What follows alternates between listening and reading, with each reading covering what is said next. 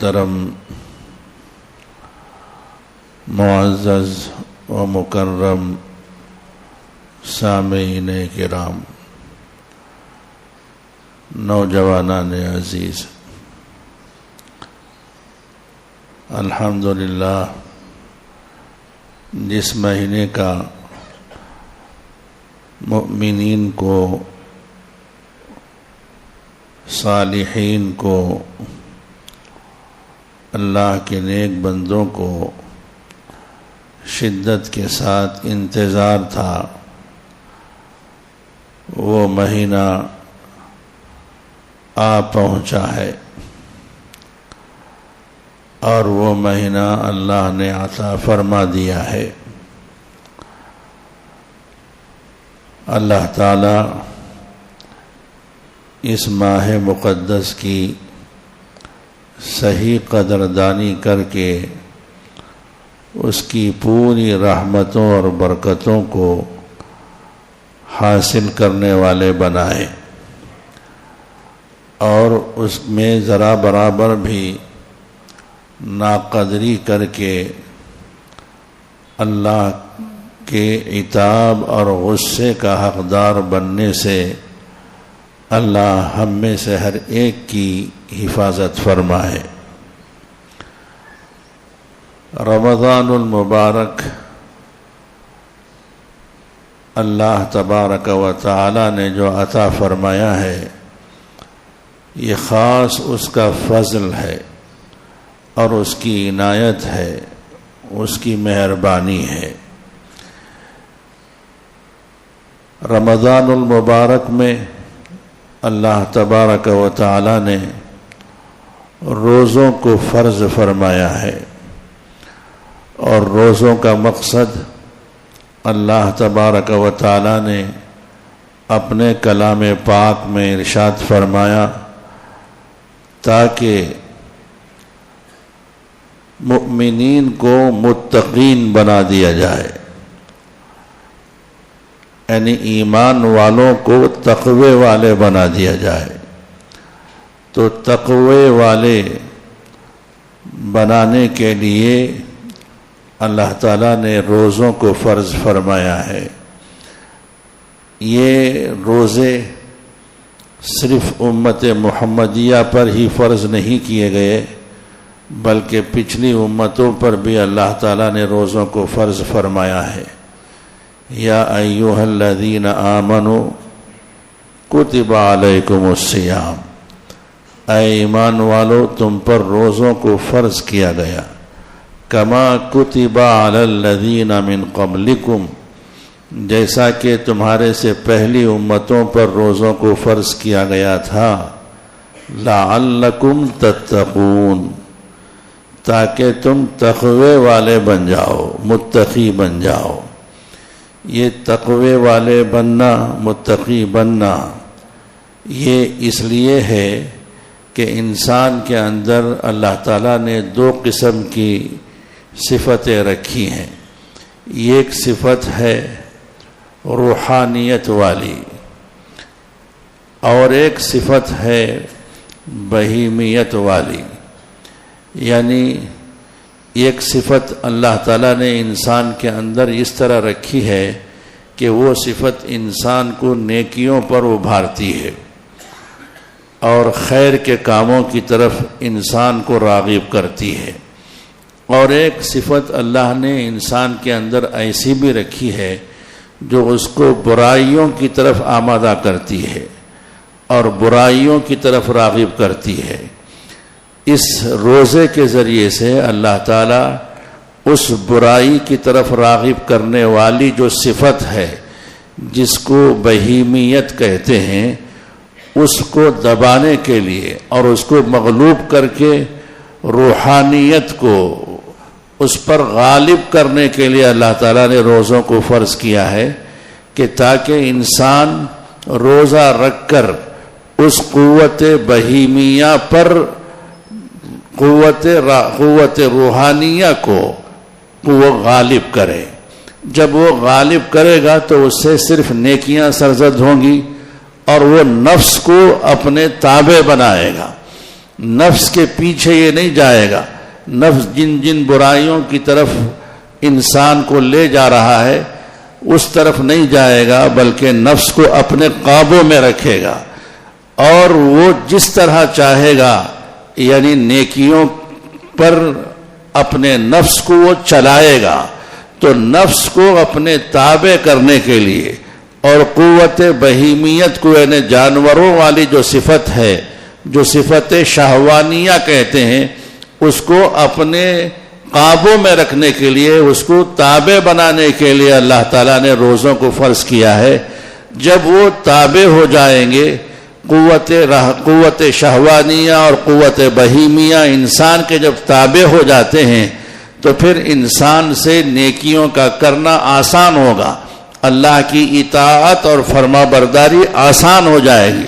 اور اللہ کی اطاعت اور فرما برداری یہی اصل چیز ہے. اللہ تعالیٰ یہی چاہتے ہیں اسلام سے کہ انسان اللہ کا مطیع بن جائے، فرما بردار بن جائے. اللہ جو حکم دیں اس پر وہ کاربند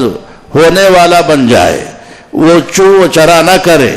بلکہ اللہ کا فرما بردار بن جائے. تو اللہ کا فرما بردار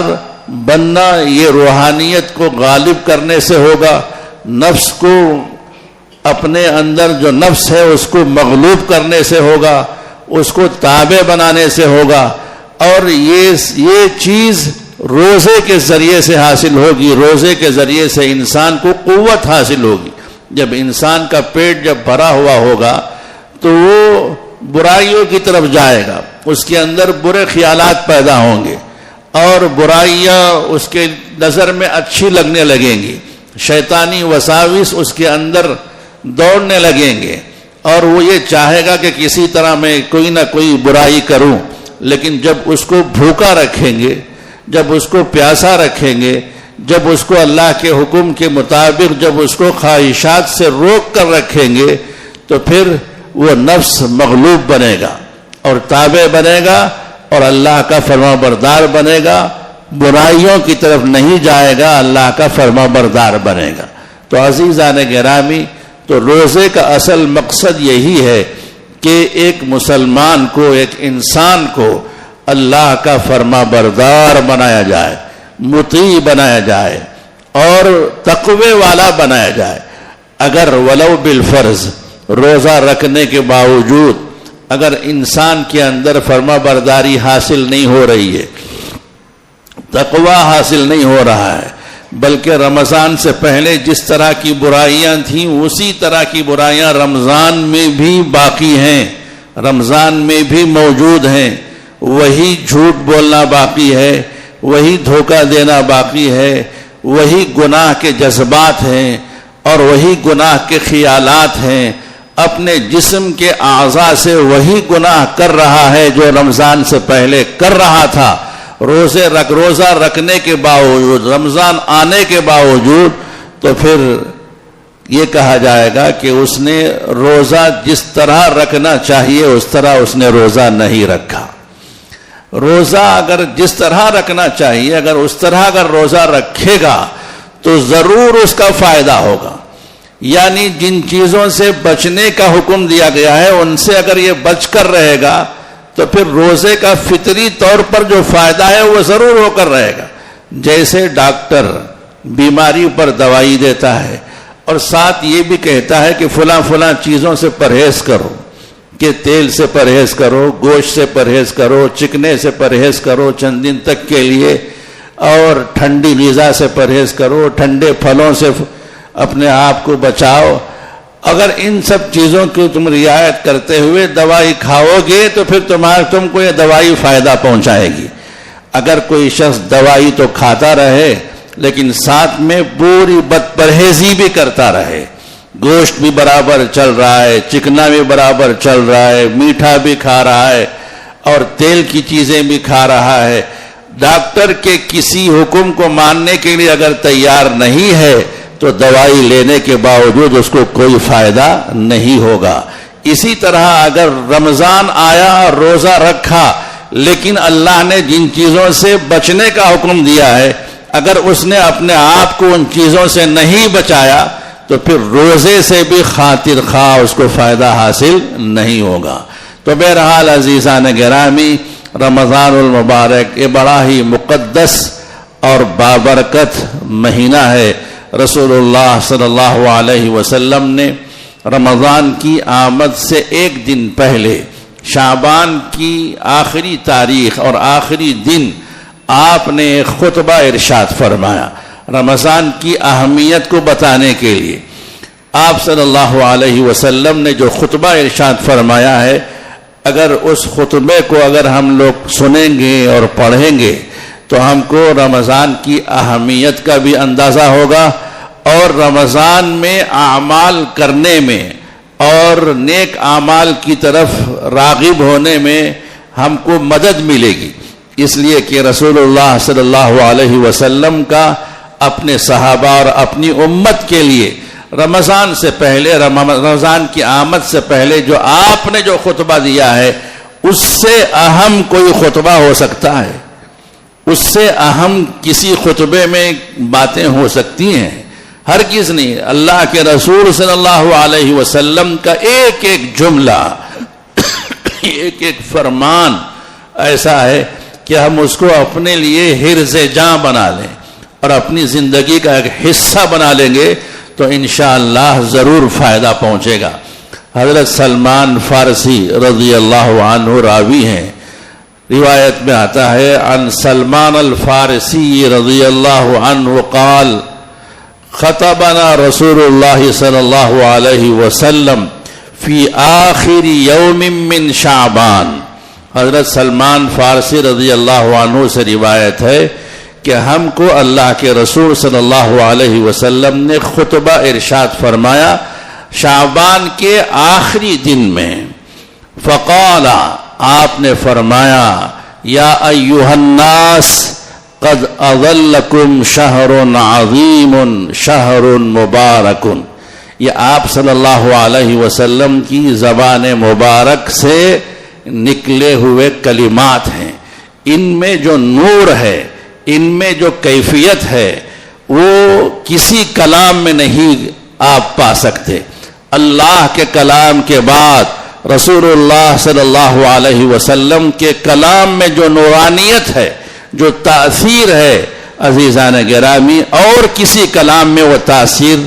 نہیں پائی جا سکتی. اللہ کی زبان، اللہ کے رسول کی زبان مبارک سے نکلا ہوا جملہ کتنا پیارا ہے. آپ فرماتے ہیں قد اظلکم، کہ تم پر سایہ ڈالنے والا ہے. قد اظلکم یا ایھا الناس، اے لوگو، قد اظلکم، تم پر سایہ ڈالنے والا ہے. شہر عظیم، ایک بہت ہی بڑا مہینہ، عظیم مہینہ، عظمت والا مہینہ. شہر مبارک، برکت والا مہینہ. آپ صلی اللہ علیہ وسلم جب خود فرما رہے ہوں کہ عظمت والا مہینہ ہے تو اس کی عظمت کے کیا ٹھکانے. اللہ تعالیٰ نے یقیناً قرآن میں فرمایا شہر رمضان الذی انزل فیہ القرآن. رمضان کا مہینہ وہ مہینہ ہے کہ جس میں قرآن نازل کیا گیا. اب ظاہر ہے کہ جس میں قرآن نازل کیا گیا ہو اس سے بڑا عظمت والا مہینہ کون سا ہو سکتا ہے. شہر رمضان الذی انزل فیہ القرآن ھدی للناس وبینات من الھدی والفرقان. یہ قرآن ایسا ہے کہ جو ساری انسانیت کے ہدایت کا ذریعہ ہے. وبینات من الھدی والفرقان، اور حق و باطل کے درمیان فرق کرنے کے لیے جتنی دلائل اور جتنے شواہد کی ضرورت ہے وہ سارے شواہد، سارے براہین اور سارے بینات اس میں پائے جاتے ہیں. واضح دلائل اور واضح نشانیاں اس میں موجود ہیں. وہ بینات من الھدی والفرقان. تو یہ اللہ کا کلام،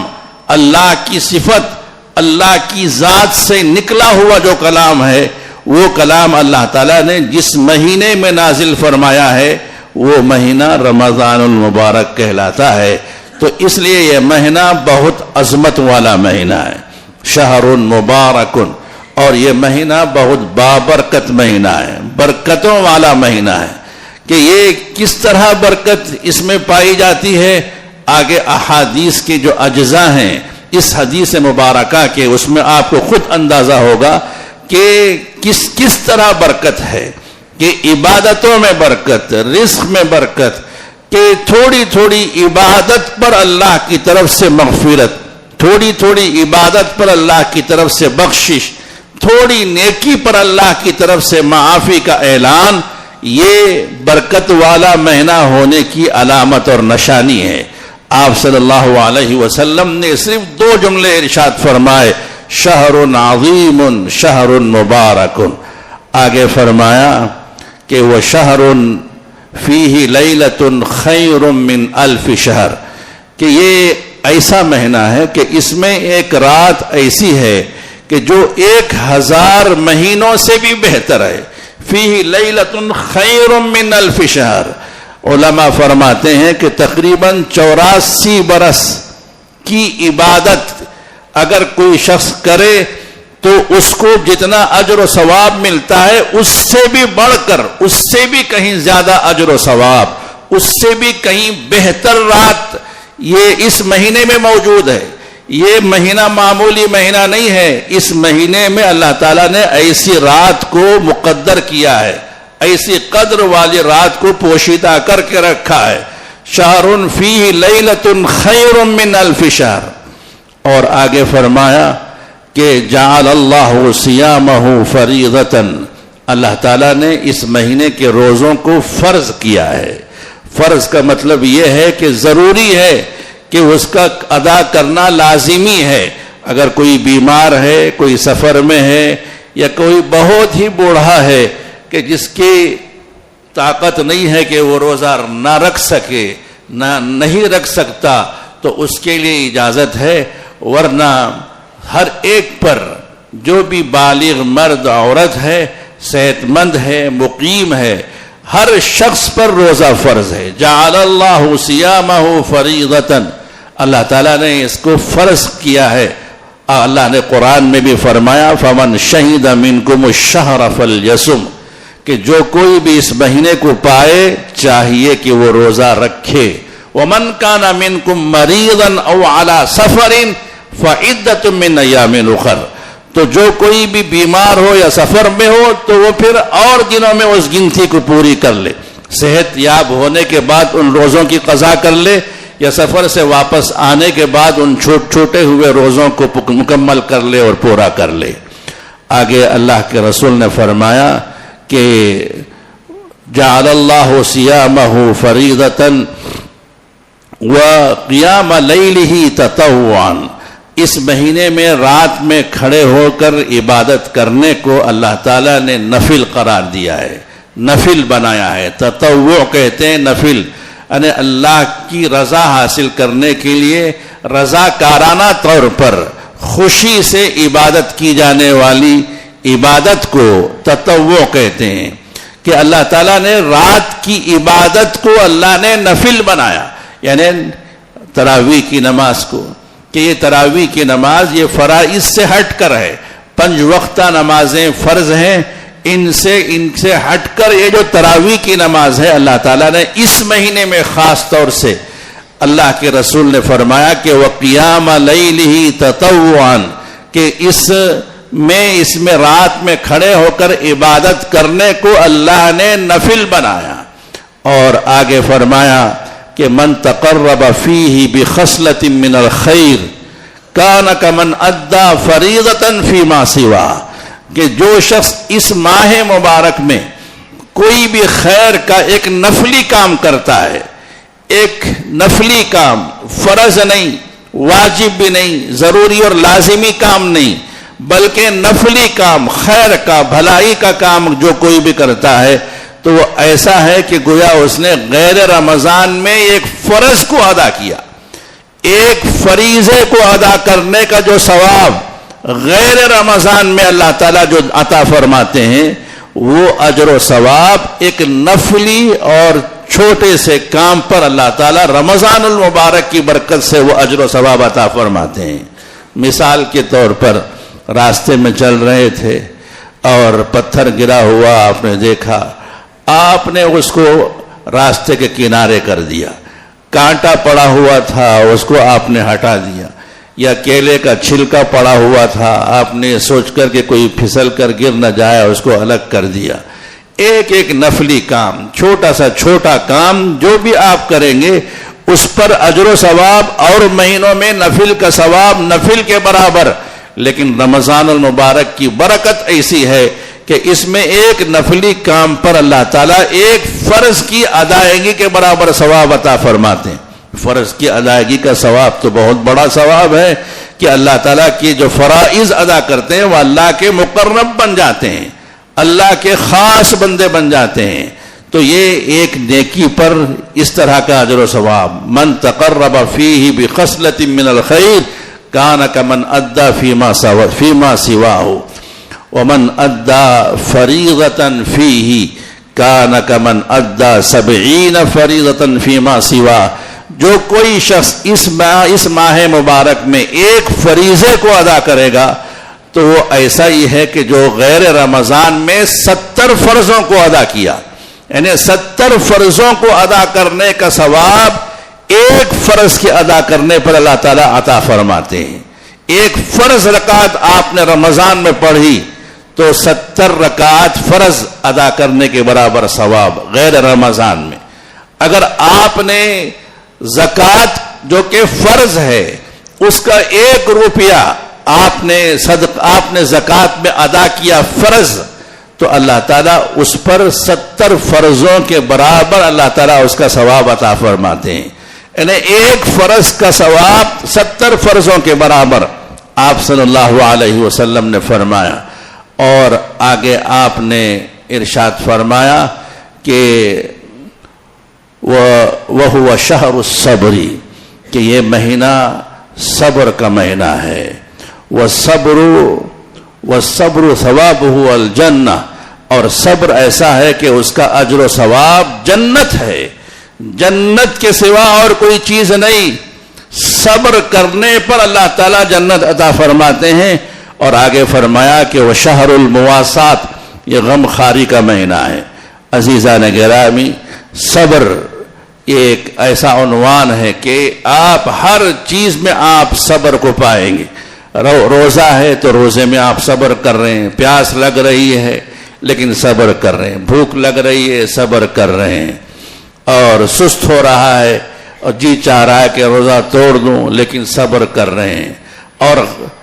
اور جو ناجائز چیزیں ہیں ان کو دیکھنے کی طرف نفس راغب ہو رہا ہے، نفس خواہش کر رہا ہے کہ یہ چیز بھی دیکھوں وہ چیز بھی دیکھوں، جو کہ اللہ کی طرف سے منع ہے۔ آپ صبر کر رہے ہیں، دیکھنے سے صبر کر رہے ہیں، برائی سے بچنے میں صبر کر رہے ہیں، اور عبادت کی طرف جذبہ نہیں ہو رہا ہے لیکن اپنے آپ کو عبادت میں لگا رہے ہیں، زبردستی اپنے آپ کو عبادت میں مشغول کر رہے ہیں تو صبر کر رہے ہیں۔ تو نیکی کے لیے بھی صبر کی ضرورت ہے، گناہ سے بچنے کے لیے بھی صبر کی ضرورت ہے۔ کوئی فقیر آپ کو نظر آیا، آپ اس کو پیسہ دینا چاہتے ہیں لیکن دل میں خیال آتا ہے کہ نہیں، یہ پیسہ تو میرے لیے ہے، میں نے اپنی محنت سے کمایا ہے، یہ پیسہ میرا اپنا ذاتی پیسہ ہے، میں اس میں اپنے خواہشات پوری کر سکتا ہوں، لیکن پھر بھی آپ صبر کر کے نفس پر دباؤ ڈال کر آپ صبر کے ساتھ دے رہے ہیں۔ تو صبر کا مفہوم بہت وسیع ہے۔ تو جو بھی اس مہینے میں صبر کا کام کرے گا تو اللہ کے رسول نے فرمایا کہ صبر کا بدلہ جنت ہے، کہ جنت کا ملنا کوئی آسان نہیں ہے، کہ چھوٹے چھوٹے کام پر اللہ تعالیٰ جنت عطا فرما رہے رمضان کی برکت سے۔ اور فرمایا کہ وہ شہر المواسات، غم خاری کا مہینہ ہے، ہمدردی کا مہینہ ہے۔ کتنے ہی ہیں جو بیوہ ہیں، یتیم ہیں، اور جو بے سہارا ہیں، جن کے لیے وقت پر کھانا نہیں ہے، تو ان کے لیے مدد کرنا، ان کی غم خاری کرنا، ان کی ہمدردی کرنا، یہ مہینہ ایسا ہے کہ جو تقاضا کرتا ہے کہ ان کے ساتھ ہمدردی کی جائے، ان کی ضروریات کو سمجھا جائے۔ آدمی جب روزہ رکھے گا، بھوک و پیاس کو برداشت کرے گا، تو جو سال بھر جو لوگ بھوکے رہتے ہیں ان کا احساس ہوگا کہ وہ کتنی تکلیف سے گزارا کر رہے ہوں گے، تو پھر نتیجے میں ان کی طرف مدد کے لیے ہاتھ بڑھائے گا۔ اور ان کی خیر خواہی کرے گا، اور نہ صحیح کم سے کم ہمدردی ان کے ساتھ اپنی شیئر کرے گا اور ان کے ساتھ اپنی ہمدردی کو شریک کرے گا۔ بشر حافی رحمۃ اللہ علیہ ایک بہت بڑے ولی اور بزرگ گزرے ہیں۔ ٹھنڈ کا زمانہ، سخت سردی ہے، لوگ لحافوں میں بھی ٹھٹر رہے ہیں اور ان کے پاس لحاف رکھا ہوا ہے، لیکن یہ بازو اپنا لحاف رکھے ہوئے سردی میں ٹھٹر کر اور سردی کی رات میں سو رہے ہیں، جبکہ ان کا لحاف اور ان کی کمبل بازو رکھی ہوئی ہے لیکن اوڑھتے نہیں، اور وہ ٹھٹرتے ہوئے سردی کو برداشت کرتے ہوئے وہ سو رہے ہیں۔ کسی نے کہا کہ آپ کے بازو، آپ ہی کا لحاف، آپ ہی کی کمبل رکھی ہوئی ہے، آپ اس کو اوڑھ لیتے اور سردی میں آپ ٹھٹر رہے ہیں۔ تو انہوں نے بڑا بہترین جواب دیا، کہا کہ اس شہر بغداد میں کتنے ایسے مسکین اور فقیر اور محتاج موجود ہیں کہ جن کے پاس اوڑھنے کے لیے کوئی کمبل نہیں ہے، کوئی لحاف نہیں ہے۔ میں ان سب کے لیے کمبلوں کا اور لحاف کا انتظام تو نہیں کر سکتا، تو کم سے کم اتنا تو کر سکتا ہوں کہ ان کے ساتھ ان جیسی مشابہت، ان جیسی صورت اختیار کر کے ان کو میں کچھ نہ کچھ تسلی تو میں دے سکتا ہوں کہ میں بھی تمہارے ساتھ ہوں۔ اگرچہ کہ میرے پاس کمبل ہے، میں اوڑھ سکتا ہوں، لیکن میں نہیں اوڑھتا تمہارا ساتھ دینے کے لیے۔ یہ ہمدردی ہے، یہ ہے غم گساری، غم کو اپنے اندر لے لینا، غم کے ساتھ شریک ہو جانا، غم خار جسے کہتے ہیں، غم خاری کرنا، ہمدردی کرنا۔ تو عزیزان گرامی، اللہ کے رسول نے فرمایا کہ یہ مہینہ غم خاری کا مہینہ ہے، کہ اس مہینے میں دیکھا جائے محلے میں، اڑوس پڑوس میں، کہ کون ہے غم خار، کون ہے جو ہمدردی کے جو ضرورت مند ہیں ان کے ساتھ ہمدردی کی جائے۔ آگے فرمایا کہ یزاد فیہ رزق المؤمن، یہ مہینہ ایسا ہے کہ جس میں مؤمن کا رزق بڑھا دیا جاتا ہے۔ دیکھیے سال بھر وہ نعمتیں میسر نہیں ہوتی جو رمضان المبارک کی برکت سے میسر ہوتی ہیں۔ کیسے کیسے کھانے جو سال بھر نہیں کھاتے، وہ کھانے، اور عام طور پر بعض مخصوص لوگ ہو سکتا ہے، لیکن عام طور پر جو اللہ کا جو دسترخوان جو کھل جاتا ہے رمضان المبارک میں، جو اور وسیع ہو جاتا ہے ہر ایک کے لیے، کہ وہ سحری میں ہو، افطاری میں ہو، ایسی نعمتیں جو اللہ تعالیٰ عنایت فرماتے ہیں۔ اللہ کے رسول نے فرمایا کہ مؤمن کا رزق اس ماہ مبارک میں بڑھا دیا جاتا ہے، یزاد فیہ رزق المؤمن۔ لیکن اس کا یہ مطلب نہیں ہے کہ سارا رزق خود ہی کھائیں اور خود ہی مزے لیتے رہیں، سحری میں افطاری میں اچھی نعمتیں خود ہی کھا رہے ہیں، کسی اڑوس پڑوس کا، کسی دوسرے کا کوئی خیال نہیں۔ فرمایا کہ من فطر فیہ صائما، جس کسی نے بھی کسی روزے دار کا افطار کرایا، تو آپ صلی اللہ علیہ وسلم نے فرمایا کہ کان لہ مغفرۃ لذنوبہ وعتق رقبتہ من النار، جو کوئی بھی شخص کہ وہ رمضان المبارک میں کسی کا افطار کرائے تو اس کے سارے گناہ معاف کر دیے جائیں گے۔ کان لہ مغفرۃ لذنوبہ، اس کے تمام گناہوں کی مغفرت کا ذریعہ اور سبب بنے گا، اور وعتق رقبتہ من النار، اس کی گردن کو جہنم کی آگ سے آزاد کرایا جائے گا۔ اللہ کے رسول صلی اللہ علیہ وسلم فرما رہے ہیں وَكَانَ لَهُ مِثْلُ أَجْرِهِ، اور اس کے لیے روزہ رکھنے والے کے برابر اجر و ثواب بھی دیا جائے گا۔ جس کو یہ روزہ افطار کرا رہا ہے اس کے برابر اجر و ثواب روزہ افطار کرانے والے کو بھی دیا جائے گا۔ آگے آپ نے فرمایا کہ وَلَا يُنْتَقَصُ مِنْ أَجْرِهِ شَيْءٍ، اور اس کے اجر میں کمی نہیں کی جائے گی۔ یعنی ایسا نہیں ہے کہ روزہ افطار کرنے والے کا ثواب اس کو دے دیا گیا، اس سے خالی کر لیا گیا، نہیں، بلکہ اس کو بھی پورا اجر ملے گا، روزہ افطار کرنے والے کو بھی، روزہ افطار کرانے والے کو بھی روزہ افطار کرنے والے کے برابر اور مزید ثواب عطا کیا جائے گا۔ وَلَا يُنْتَقَصُ مِنْ أَجْرِهِ شَيْءٍ۔ قُلْنَا يَا رسول اللہ، صحابہ فرماتے ہیں ہم نے کہا اے اللہ کے رسول، لَيْسَ كُلُّنَا يَجِدُ مَا يُفَطِّرُ بِهِ الصَّائِمِ، اے اللہ کے رسول ہم میں سے ہر ایک ایسا نہیں ہے کہ جو اتنی غذا پائے کہ جو کسی روزے دار کو افطار کرائے. ہماری خواہش تو ہے کہ ہم روزے دار کو افطار کرائیں، کھلائیں پلائیں تاکہ ہمارے گناہ بھی معاف ہوں اور ہم کو بھی جہنم سے آزادی کا پروانہ ملے، لیکن ہمارے اندر اتنی طاقت نہیں ہے کہ ہم کسی روزے دار کا افطار کرا سکیں. عزیزان گرامی، اس جملے پر غور فرمائیے کہ صحابہ اکرام کی زندگی کیسی تھی، کہ کس تنگی کے ساتھ آپ صحابہ اکرام گزر رہے تھے. تنگی ترشی کے ساتھ، فاقے پر فاقے صحابہ اکرام کے گھروں میں،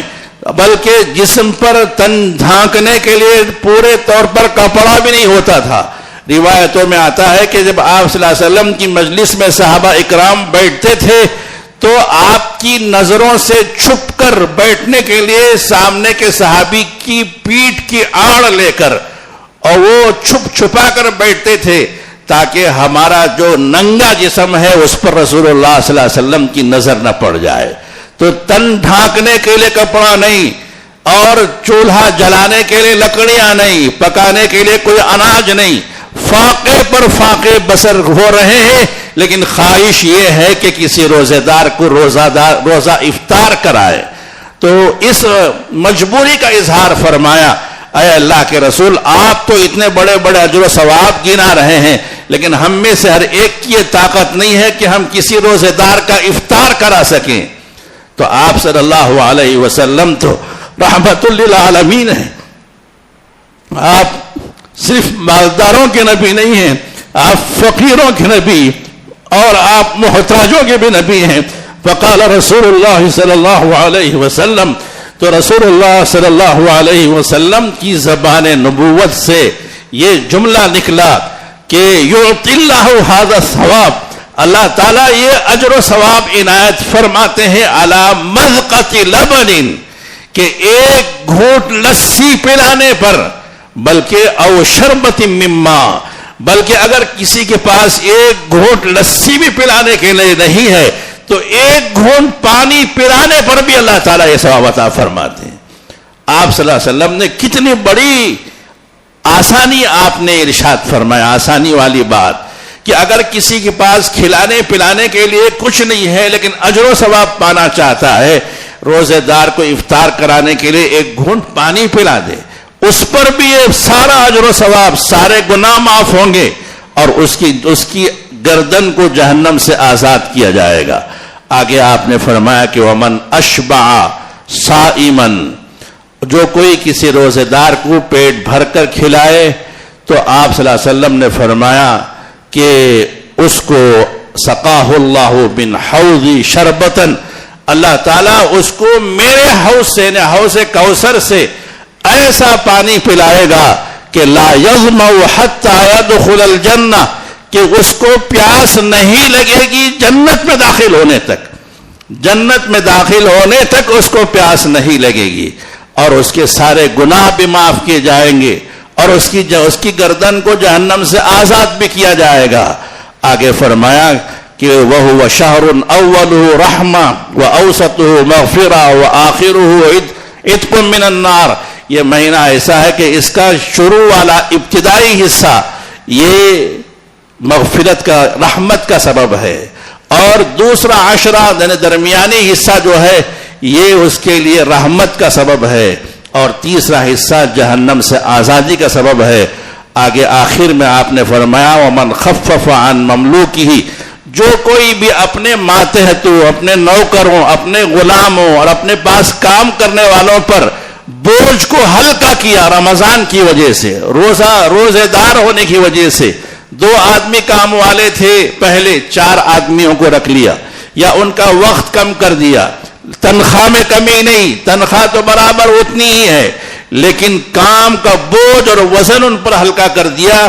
ان کے روزوں کا خیال کرتے ہوئے، روزوں کی عظمت میں اور روزوں کی برتری میں اگر اس نے یہ کام کیا ومن خفف عن مملوکہ، تو آپ صلی اللہ علیہ وسلم نے فرمایا کہ غفر اللہ لہ، اللہ تعالیٰ اس کی بھی مغفرت فرماتے ہیں، اس مالک کی مغفرت فرماتے ہیں، وَأَعْتَقَهُ مِنَ النَّارِ، اور اس کو جہنم سے آزاد کرتے ہیں. آپ صلی اللہ علیہ وسلم نے یہ حدیث اس طرح پوری آپ نے ارشاد فرمائی، رمضان کی آمد سے ایک دن پہلے جو میں نے آپ کے سامنے میں نے سنائی، دعا فرمایا اللہ تبارک و تعالی اس حدیث کے اندر جتنی برکتیں ہیں، جتنی نورانیتیں ہیں اور جتنی تاثیر ہے اور جتنے مواعظ ہیں، جتنی نصیحتیں ہیں، جتنی عبرتیں ہیں، اللہ تعالیٰ ان سب عبرتوں اور نصیحتوں سے ہم کو مالا مال فرمائے اور اس پوری حدیث پر مکمل عمل کرنے کی پورا رمضان اللہ تعالیٰ توفیق عطا فرمائے. آمین. وآخر دعوانا ان الحمدللہ.